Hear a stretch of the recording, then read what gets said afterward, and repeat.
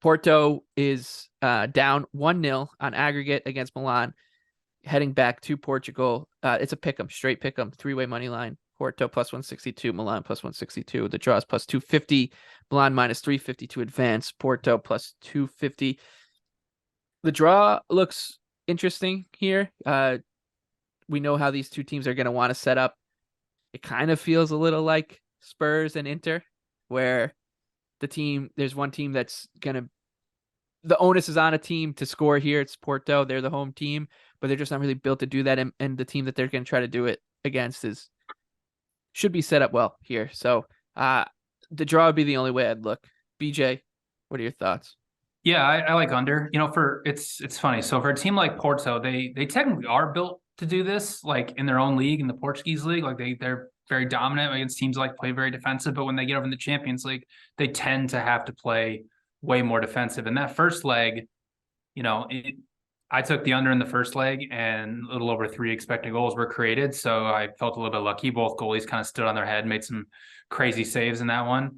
But with the onus actually being on Porto and with the game script actually changing to where Inter can play more defensive, they can set up with 5 at the back, where they typically play out of 3-5-2, can very easily put 5 at the back. I think it's going to be very much more difficult for Porto, who in these Champions League type of scenarios are much better when the game becomes transitional. That's how they got at Inter multiple times, because Inter, obviously, when the game was at 0-0, Inter was going forward, and then it kind of became like this end-to-end style game. I don't see Inter letting that happen this time around. Now, we've mentioned they're a very, very good defensive team, only allowing 0.87 non-penalty expected goals in Italy, only allowed 8 big scoring chances on the season. Now, Porto did create 1.5 expected goals in Milan, but half of that was on a Taremi rebound shot. So all the other shots that for the remaining of the match didn't have that high of an XG value. And Otavio is out for Porto after getting the red card. He's their 3rd most productive attacker. So that obviously hinders them a little bit offensively. It's going to be on Evan Nielsen and Taremi up top to produce most of their chances. And, with the game script changing for Inter, I agree with you. I don't see this, obviously Porto's a little bit better of an offensive team than Tottenham is, but like if this game doesn't become transitional and Porto's forced to do build-up attack after a build-up attack and try to break down a 5-3-2, I don't really see them doing that. So I only project 2.11 goals for this one. So I like under 2.5 at minus 115. Anthony, anything here on Porto and Inter before we move on to the headliner on Tuesday?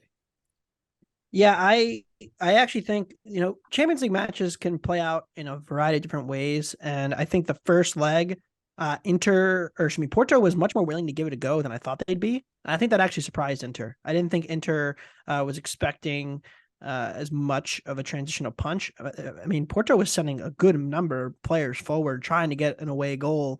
Not that away goals matter anymore, but trying to get a goal on the road and get ahead. And I thought they were actually the better side for good portions of that. But I think BJ's point about the shots and like why even single game XG can be flawed.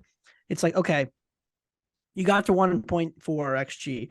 How did you get there, right? And if it's a ton of really low quality chances and then one breakthrough, that probably suggests that, the breakthrough is harder to repeat and that you're not really consistently getting those good shots, even like in the 0.1 to 0.15 range, which they weren't getting any of those.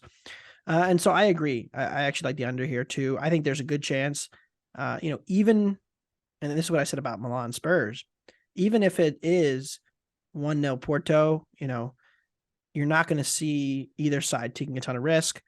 And if it's even 1-1 late, you're going to see Inter protecting. Like there's just way more scenarios where this is a low scoring game than, of course there could be like an early Inter goal and then Porto has to really go crazy and then it gets out of hand.